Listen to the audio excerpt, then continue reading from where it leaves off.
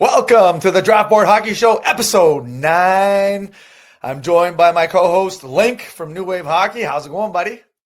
It's going good. It's going good. We're still recovering from a little bit of a cold here in Copenhagen, but we're having a good time. We had a just great episode the other day with the Puck Bunker boys. That was really awesome. I've been watching that over and over again. Let me show you the episode right here. This is it. We did episode 8. We did a collaboration, 2025 NHL mock draft. We did the top 20, had 5 picks each, and it was a lot of fun. So go check that out. It's in the history there, but yeah, that was a blast. And like I said, I got a few other big names that are going to be on the next one, and we'll probably do top 32 first round. And so that's going to be in a few weeks, probably right near the lottery, or maybe earlier than that. We'll see. We're going to get excited. We might decide to put it up earlier than that, Linc? Oh yeah, maybe. We'll see. I'm really excited to do another one of those. Those guys were really awesome. The only issue that I had was Rocco was coming after my boy Trevor Zegras, so I have the shirt that I almost saw Jaromir Jagr in this weekend. Oh, that's the one, eh? Oh, that's awesome. That's the one. So someone just recognized me and was like, "Yo, oh my God, like, oh, what's his name?" I was like, "Oh," so yeah. So hope you're watching, Rocco. Again, this is what it looks like. But no, great episode. You guys should definitely go check it out. I think it's at like 2,300 views like already. It's just we're getting, a couple days. We're getting up there. So let us know what you guys think about it, because we got a lot of comments already about, like, especially my pick with the Flyers. You got chirped a little bit there, Linc. You got chirped a little bit. There's a few Flyers fans who weren't happy with that pick, but we don't disclose it. We'll talk about that later. But yeah. So we'll see. I don't know if anyone's gonna be happy with any of the picks that's gonna have with the Flyers. I mean, look at last year. So we'll yeah, you know what? We got bigger fish to fry today. So. Well, you know what? Hey, listen, in a couple days, big game, Canada, USA, the rematch. And a bunch of my buddies are already planning a big night for that. So we're going to be wearing our Canada jerseys, and hopefully we take it to the Yanks again. I love it. What do you mean again? Again, yeah. Get to him first. I was about to say. I'm talking about like championship games. I'm not talking about. No, I got you. I'm not worried about round robin there, Linc. All right. Well, look. You look again. You Canadians, you've been talking a big game. Now we saw what happened in the World Juniors. We were here talking about it before that. So we'll see. I'm a little worried. I heard about the news about Charlie McAvoy. I hope he's doing okay. He's been admitted to the hospital, but I mean, hopefully the entire team will be raring to go. There was no Matthews, neither the Tkachuk boys, and obviously no McAvoy. But hopefully McAvoy's doing better. And again, we come to play Thursday while I'm asleep because it's 2 a.m. It's 2 a.m. for me. Americans better bring their A game. That's all I have to say. But it's in Boston. Yeah. So now a little bit of a home ice advantage this time around. So we'll see what happens. And yeah, it's good. You know what? Listen, all things considered, this tournament, this little mini tournament has been pretty fun. Like a lot of talk, the 3 fights, in 9 seconds, the first game. And after the first fight, I thought, okay, well, that's it. And then all of a sudden, Brady Tkachuk's lining up. I'm like, what is going on? And then the third fight, I'm like, this is unreal. Like, wow, it was like it's good old time hockey, as they say, eh? That's some rough and tumble. That's some clutch and grab hockey right there that we saw a little bit of. But then they got into their defensive structure and they really just shut the Canadians down. I really liked what they did there. It was a nice 1-2-2. I think I saw a lot of videos breaking it down, but ever since that game, I've just been watching all the highlights from the last World Cup in 2016. I just want to see more teams, another Team North America, perhaps. But yeah, this has been really exciting. I've been really excited to watch all of it. It's been amazing. Yeah, you know what? It is pretty cool. And then we have the Olympics coming up. So you know what? Good time for hockey. And so today's episode, we're going to talk about Caleb Desnoyers. We've been kind of pumping his tires a lot lately. So we're going to go through some video, go through some stats and all that fun stuff. But before we do that, I wanted to talk about someone who has just been on an absolute fire, and that is Michael Misa. Check this out. He leads the entire Canadian Hockey League in points. Yes, and he's draft eligible this year, 108 points. And yeah, he's on a 19-game point streak. And actually, Linc has he's got a tracker. He's got the tracker on the Misa Meister. So what does Michael Misa have in his last 19 games? All right, so this has really been an incredible season for Michael Misa. he started this point streak while the World Juniors were going on. And ever since December 29th of 2024, he has scored 47 points, 22 goals, 25 assists through 19 games. That is ridiculous. But again, it's been incredible. But you think about all the points that he's been doing, a lot of that has been goals, which has been incredible. The last 5 games, even, he's scored on average 2 goals per game. He's had 10 goals in the last 5 games. That's ludicrous. I think Eric Lindros holds the most goals for a draft eligible player in the OHL, 61 goals. I'm going to say, I can't remember off the top of my head. However, Misa it's within reach. Might be the new champion for that. And like draft eligible player, like leading the CHL, not the OHL, leading the entire Canadian Hockey League. So yeah, he's just been on fire. And the debate for first overall is going to intensify, especially now that Schaefer's still out and, he might not be back till March. So it's going to be down to the last day for sure. Well, I mean, not to be whatever, Mark, but look who's at my number one. So that I've had for a little bit. No, I was Higgins for a little bit for a while. I considered Misa back in November when he was really on a torrid pace, and Higgins wasn't. But now it's been impossible for me to deny what Michael Misa has been doing, and I really hope that again, come spring, people kind of follow in my tracks a little bit. But we will see what happens. I think the only way that you can describe what Michael Misa is doing is one word, and I'm going to use the word exceptional. So that's all I got to say. And he was an exceptional status player, came in the league at 15. And, it's going to be interesting to see because like if a team say like San Jose lands that first overall spot, they're in a tough dilemma because like, do you take, the top D in the draft or like, how do you pass up on someone like Michael Misa, who's absolutely just torching the OHL, and we're not going to know what's going to happen, especially the first round. It's going to be just unreal. The way that I'm kind of viewing this draft is that, again, I go back in time and I watch a ton of like just old drafts, just like because I think it's really fun and it's enjoyable. Coincidentally, you could quiz me on the first round of every draft since probably like 2008. I could probably just list all of them, all names off in order, but like. It's not, well, that's for another pod. This one draws, in my opinion, and you can combat me if you want with this. This one, in my opinion, draws a lot of similarity to the John Tavares draft year. It was him, it was Victor Hedman, it was Matt Duchene. And again, you look at this player, he's an exceptional status player, just like John Tavares. You got an exceptional, unreal defenseman in Matthew Schaefer, who is talented in so many aspects. And you also got a really high upside center in James Higgins. I see a lot of similarities in the kind of choice between the three of them as a very similar kind of like pick between all three. It's going to be so exciting. I like that. I like that analogy, actually. You know what? And that draft, it was another one where it was coming down to the, right down to the end. And I think that I would say that Michael Misa probably is at a better point than John Tavares was come draft year because John Tavares still had some questions about his skating and stuff like that, whereas Michael Misa's skating is just unreal. Yeah, and his compete, right? And the way he motors around the ice, his pace of play.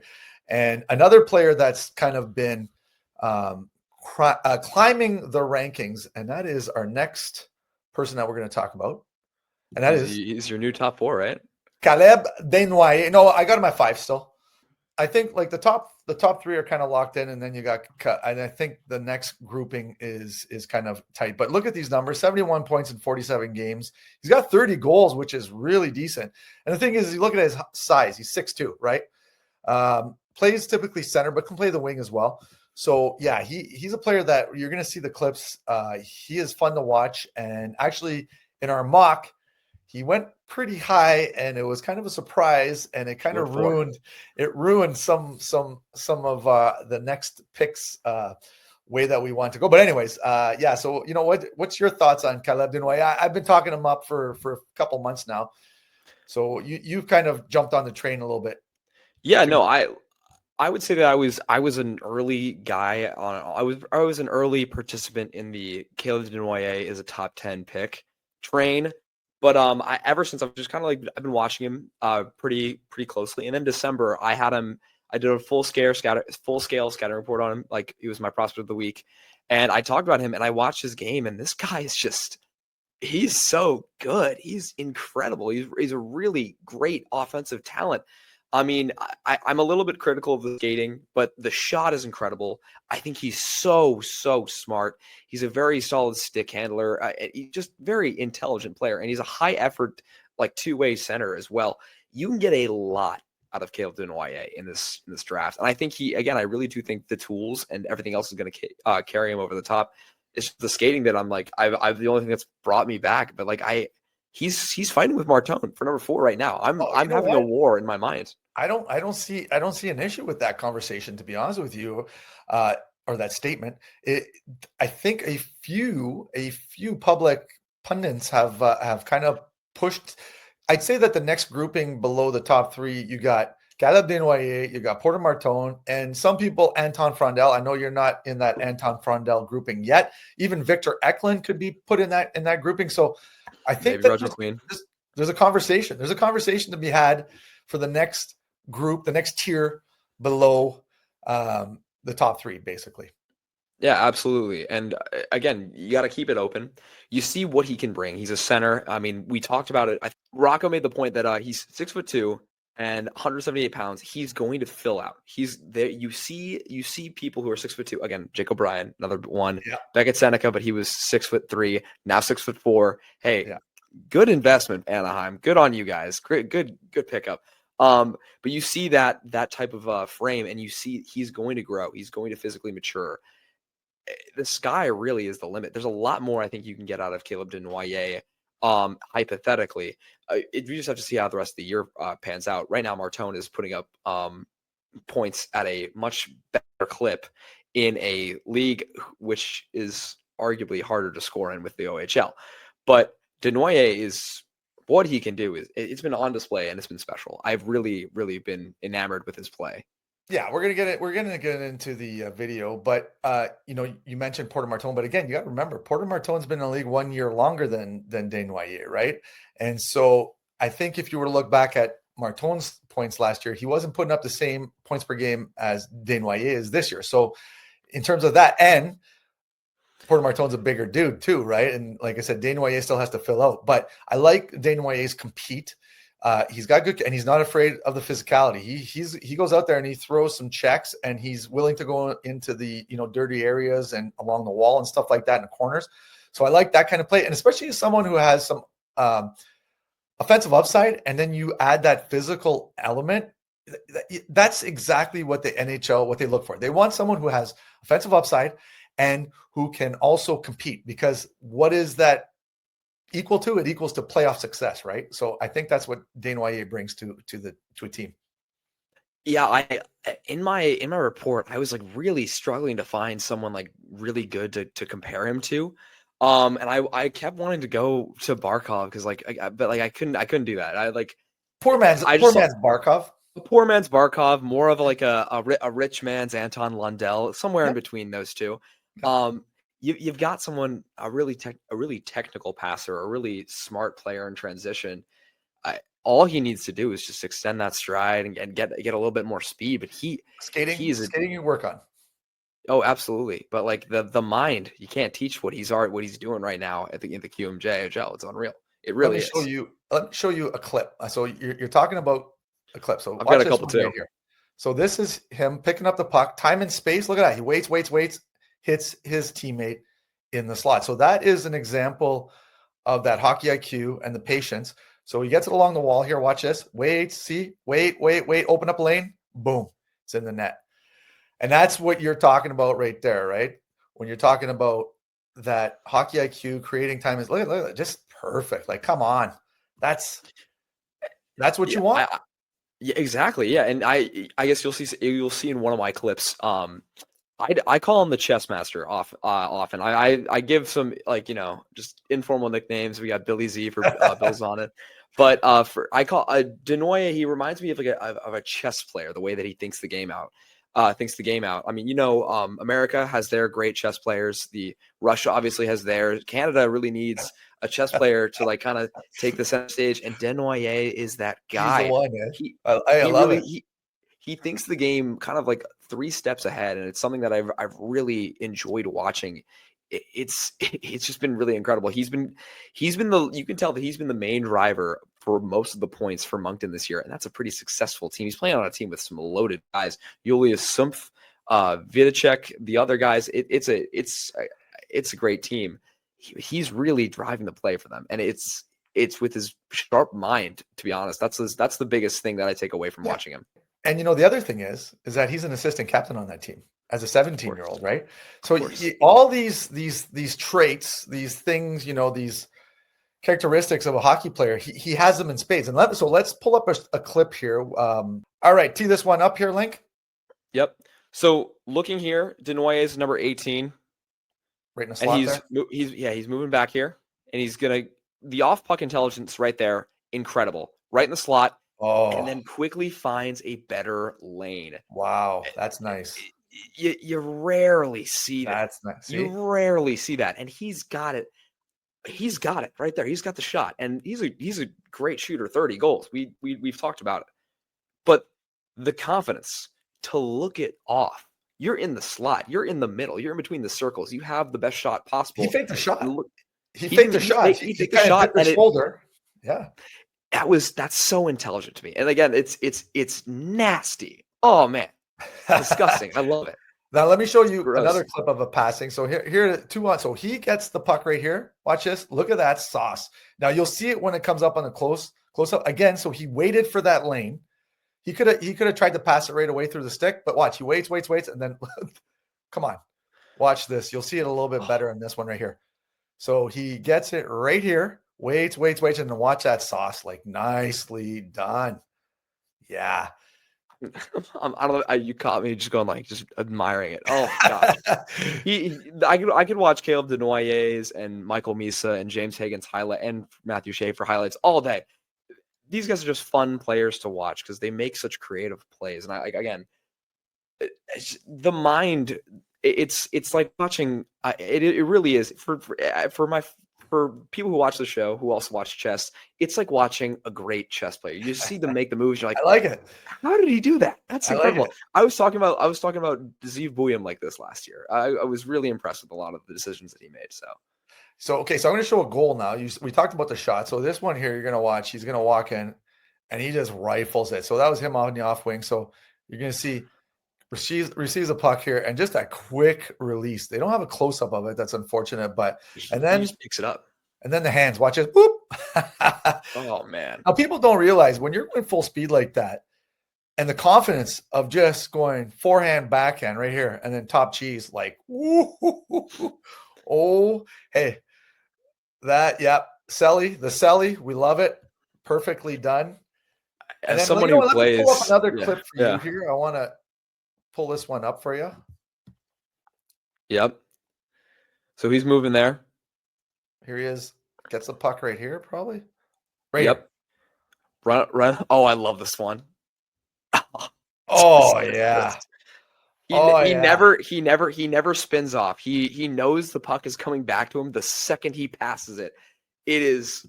Oh, it's brilliant. It's brilliant. He waited that he knew there's a potential, and that's also having to rely on your teammate and the confidence in your teammate that they might pass it back to you. But he totally opened up and waited for that pass. Like you said, he could have just stayed backhand, but he's like, this pass might come back. Reading the play, anticipation, right? You got to like that in anticipating that play. So that was a great play. Absolutely. And that one of the reasons why I wanted to pull that one up, because he totally read that play once it broke down along the wall. He was someone who jumped on it. And again, he doesn't have the best skating. He's not the fastest player. He's not the most swift or graceful when he's skating, but he'll get the jump on you because he knows the puck is going to be there about a couple seconds before you do.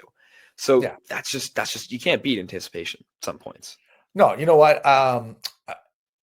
He checks off all the boxes. Now, a couple of things that I'm concerned with, the skating was number one, right? The other thing is that I don't know if he possesses that one-on-one skill when coming along a deep, like Misa and Hagens have that one-on-one skill where they can kind of absolutely just dangle guys. Now he does show glimpses of it, but it's not the same level as Misa and Hagens.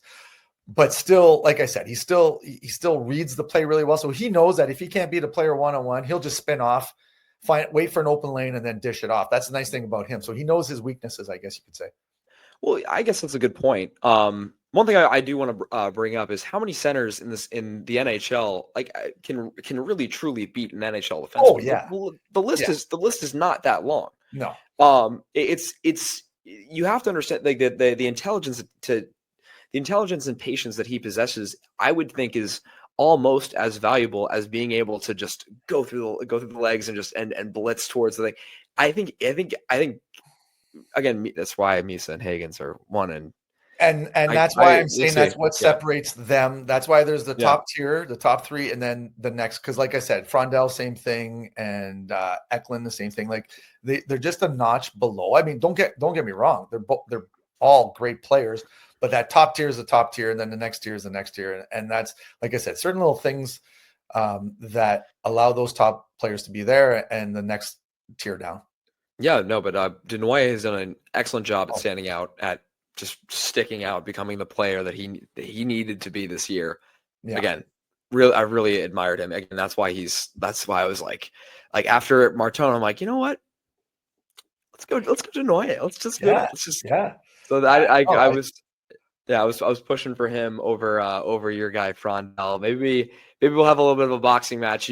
I'll take Eklund. You take Frondell. No. We'll see who comes out on top. No. Listen, I still have Desnoyers above Frondell, but they're in the same tier as so I said you can't really go wrong. I think with either one. And actually, if you look at Frondell, he's been tearing it up lately in the Elsveg. Yeah, he has. So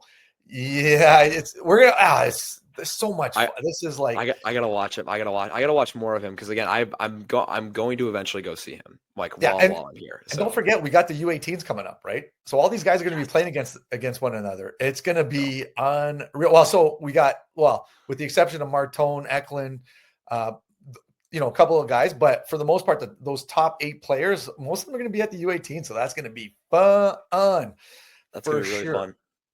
All right, let me see here. We'll get to. You got one more clip we wanted to show? Oh yes, absolutely. This one is a fantastic clip.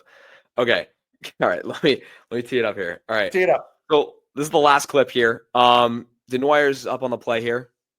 Look at this. We talk about him beating defensemen. He just does it right here. Oh yeah, okay. And he gets it there, and he starts it. And they eventually do score on this. He's not the one who scores on it, but he creates the chaos in front of the net by just activating into the zone and using that stick handling. And it was I just chirped him on the stick handling, and then you show me a clip like that, and I'm like, well, he does have it in him, but it's not as consistent as the other two. Exactly. Guys. No, it's again, you can't just draw conclusions from one single play. Yeah, that's an amazing play though. Oh, he has the talent to develop into a better stick handler, and obviously he does with the work ethic, and we've seen it throughout the season, to develop into a better skater. I really think you're going to get a really well-rounded player out of Desnoyers. I really have a tough time seeing him as anything below a 2C. Oh, no. Again, yeah. I could totally. I mean, like 2C is probably the projection now, but 1C is not too far off. If he fixes his skating, and like say he gets to that next level of skating, then there's no issue with him being a 1C. Exactly. And it depends. Anytime you got a 1C, it depends on the team, right? I mean, if you got a high end 1C, then he's going to be a great complementary 2C. If they're needing a 1C, then he can jump up into that role, no problem. Yeah, absolutely. Do you have a player comp that you would want to throw out there for Mr. Desnoyers? You know what? I've been seeing a lot of Barkov, light, which I don't have a problem with that. I like the Lundell that you said, because I remember Lundell. I was a big fan of Lundell in his draft year. Yeah, I was huge fan of Lundell. I just liked all the little things that he did away from the puck. And Desnoyers checks off those boxes too. And the thing with Lundell, they were saying, his skating is kind of suspect. Well, it was good, but it wasn't next level. And I think Caleb Desnoyers is the same kind of player. They both are chess masters. They're both chess masters in the game. You know what I mean? Exactly. And the details, we talk about it so much, the details in their game, so fine and so fine-tuned. It's really fantastic. So I'm, again, big fan of Lundell. He should have gone a lot higher than 12. Oh, I agree. He's helping out Florida now. and you have an opportunity to get another Lundell or maybe someone better than Lundell in Desnoyers, that's what I'm feeling right now. Yeah, for sure. All right. So now we're going to get to the, actually, you know what? Next episode, we might do a head-to-head. So we're not going to say who. We're deciding what we're going to do with the next show, but we might change it up a bit, Linc, we might do a little head-to-head, see who's two prospects, who we like, and why we like. Boxing match, Yes. So it'll be nice. Yeah. Now, talking of prospects, we're gonna go to the listener questions, or the viewer questions, I should say. And there's one here. We got a little chirping on Linc for picking Eklund in our mock draft, but let's talk about, was there one for Misa there? So we got Ryan. Ryan is a frequent commenter, and he's saying that hoping the Hawks get Misa, dude, is exactly what we need in our top six. I mean, you know what? You can't go wrong with, like I said, you know what? Michael Schaefer, in my opinion, it's Schaefer and Misa. I don't care what anybody says. I mean, I think Hagens has dropped down a little bit. Don't get me wrong. Hagens still has the potential upside, might be, the highest ceiling out of the three, but right now, Misa and Schaefer, if the Hawks, go 1-2, or if they get the second overall pick and say Schaefer goes first to San Jose, I would not be unhappy to go up and select Michael Misa at number 2. Like, Chicago you'd have your 1-2 right there. It's like unreal. I'll take you one step further. In my opinion, right now, I think Michael Misa has not put out he's put himself out ahead of first. And it's more of a thing where he's leading this race, and he's picking up some steam, and Schaefer and Hagens are the only people who are within range to catch him. That's the way that I've seen it right now. Obviously Schaefer's been injured. Hagens, I mean, again, he could still look. Hagens is still incredible. He played some incredible hockey right before and just after the World Juniors. Right now he's slowing down. BC's been going through a little bit of a rough patch. They went from they're not even number 1 anymore. They got that taken back from Michigan State. So we'll see what happens to them. Obviously, the end of the year is going to be very telling. The national championship might bring Hagens' stock all the way back to 1. But for the Blackhawks, I really can't see you guys not taking Michael Misa with this pick. There are so many questions about what is going to happen with Connor Bedard and what he needs and what you guys need to support him and help him out. There's also similar questions about what Michael Misa can be. And I think the answer is they can be both a wing and center. Like if they are going to play center, that's fine. They're going to play the power play. It's no big deal. We see what's going on in Edmonton. I think it's better to have 2 incredible centers than try to reach for somebody else. You see what Edmonton has right now. And I'm looking at that. I'm like, oh, my bad. I'm looking at that right now. I'm like, generational talent in Connor Bedard, generational talent with Connor McDavid. Then you get incredible talent with Michael Misa, incredible talent with Leon Draisaitl. That's a good problem to have. I'm looking at San Jose like that too now. I'm like, Misa could go there. A lot of teams are looking at what Michael Misa is doing, especially with the teammates that he's been with. I mean, look at what he's done with Igor Chernyshov. That's 3 points a game, Igor Chernyshov right there. There's a comment about that right below. There's a question about Chernyshov. Let's talk about that. Yeah, it's unreal. So you mentioned Michigan State, and there's a player on there that I think is kind of fallen under the radar, and that's Shane Van Sage. I last year at the NDDP, he was one of my favorite. Got a good motors, big 6'2", 200 pounds, great skater. I think that I got him in my first round. He's a late first rounder for me. Some people have him in the second round, stuff like that. But I think he could be one of those guys that could be a steal of the draft. I really like his game. He's actually starting to put up more points lately. He's gotten a little bit of an offensive bump lately. So, yeah, he's another one. But Chernyshov, going back to Chernyshov, let's get back and find that Chernyshov question there. It's right there. Yeah, okay. Love Van Sage too. Great guy. All right. Okay, so we got Damon says, Sharks fan in the house. While a small sample size, Chernyshov looks like he's going to be the steal of the 24 draft. And you know what? It's funny you say that because I had him in the first round, and I was very surprised that he dropped because I did a scouting report on him, and I'm telling you, I was watching him. The kid's got hands. He's got some scoring touch. He's a big kid. and he comes over here, doesn't speak a lick of English, North American hockey. So that's a whole new thing. And he just comes in and says, yeah, okay, let's tear it up a little bit. Oh yeah. Right now he's at 9 games, 27 points. I don't even know the split between goals and assists. I've been watching him tearing it up. But 3 points a game, 3 points per game. I put a tweet out there being like, that's what playing with Michael Misa gets you. And I got a ton of flack for it. But at the end of the day, let's talk about this. He was injured most of the year. He had a less than stellar year with Moscow Dynamo. He was projected a higher pick, and because of the lack of production, he did not go as high as people thought he would. I saw the vision. Believe me, that guy's a workhorse. He is a absolute he is a robot. He's just energy consistently. And he was in my first round too. Then he went. I didn't believe this either. He went. There were 55 names called ahead of him in the CHL import draft. Can you imagine that? That's crazy. And he's tearing it up right now. But Michael Misa was the perfect centerman for Chernyshov. You're getting the most out of Chernyshov you ever could have wanted. It's been fantastic. They've been perfect. They've been perfect line mates. They've been perfect on the power play. It's just been perfect. And looking at a redraft, I think it's tough to talk about that right now, especially we're not even a year out from the draft. I think a fun exercise would be to kind of talk about how every single first round pick has done, and see who has had an interesting draft year +1 outside the first round. I don't like redrafts. I think it's dumb. It ignores the context of the time. But I think examining how everyone's year went, I think it would be a lot cooler. So.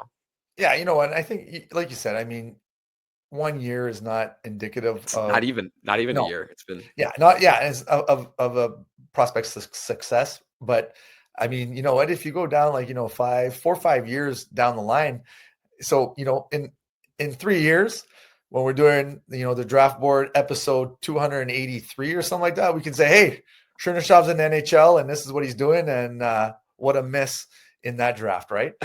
Yeah. I would be completely jumping on the Flyers for having that 32nd pick and trading it to the Oilers instead of running up to the table and getting Chernyshov at that point. All right. So we got another last question here for the day. And we got Trent. And he said, Utah fan, had fingers and toes crossed for O'Brien, but never really believed he'd fall. So quite happy with Jackson Smith. Good pick. Yeah. You know what?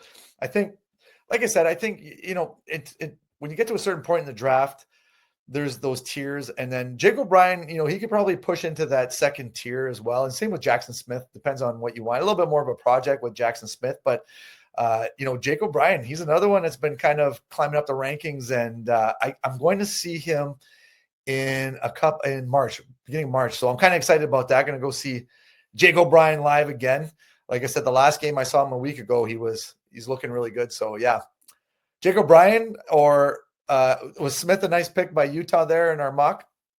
Yeah, I mean, I would say so. He's gonna be somebody that you need to have a lot of runway with. Again, it's gonna take a lot of time. It's gonna be a little bit of a project, but the raw potential is absolutely there. I think Utah is set up really well in this draft. There's a lot of things that they accomplished over the last 2 drafts. They're a much bigger team in their prospect system. They are large and in charge. Stalayev and Boot Stalayev, Boot, Samu Bao is another late pick. Wow. Maverick Lamoureux. There is some mass in their prospect coverage. They went big, yeah.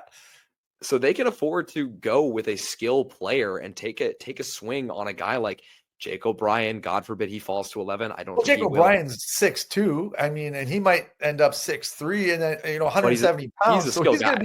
He's not gonna be small either. So I mean, Jackson Smith, he's 6'3", 193. Yeah. We're not talking about small players at all. They can take whoever they want. They can focus on skill. That's the point that I'm trying to make. They can focus on skill and taking that swing on a player who can be an excellent creator of offense for them. You look at a few years down the line, they got Dylan Genther in a pretty up and down draft class, and he's just been producing for them. Oh yeah. You know what? So Slow but sure, as they say. Utah is, like you said, they're kind of like the Philadelphia Eagles offensive line, Average 6'6", 338 pounds. Like, is that bonkers or what? Like, that's crazy. 6'6", 338 pounds was their average line, the offensive line. I'm like, I think, in a few years, we're going to look at Utah, their average, defense for whatever. They're going to, same huge. thing, 6'4", 250 pounds. Like, what is going on? Yeah, the Finn Samu Bao has just been a player. I've been watching Yanni Niemann and him were like two. I think they were both in Ilves in Finland, and they would be featured on the World Junior team in Finland. Oh my gosh, fun players to watch. So fun. I can't wait to see them play for their respective Western Conference teams. That's gonna be so fun. That's unreal. All right. I think that's it for today, Linc. As always, fun stuff. And if you haven't seen the mock draft that we did on the last episode 8, head over to that, watch it. And you know what? Go and follow Linc at New Wave Hockey and the Puck Bunker Boys. Like, a lot of people, the positive comments, and we're going to do it again. Like I said, next one is going to be mostly positive comments, not all. They're coming after me. He got chirped a little bit about picking a small player for the Flyers, but I mean, he is friendly fire. Like, come on, I want the best for this team. It wasn't too negative. It was just like, come on, Linc, go with the big boy. But he's not on the Frondell train like we are yet. But we'll get there. We'll get there. We'll get there. We'll get there. So so next episode, like I said, might do a head-to-head. And as always, thanks for watching, everyone. And Linc, we'll be meeting up next week, my friend. Should be fun. Thank you so much. All right, everyone. Cheers. We'll talk to you soon.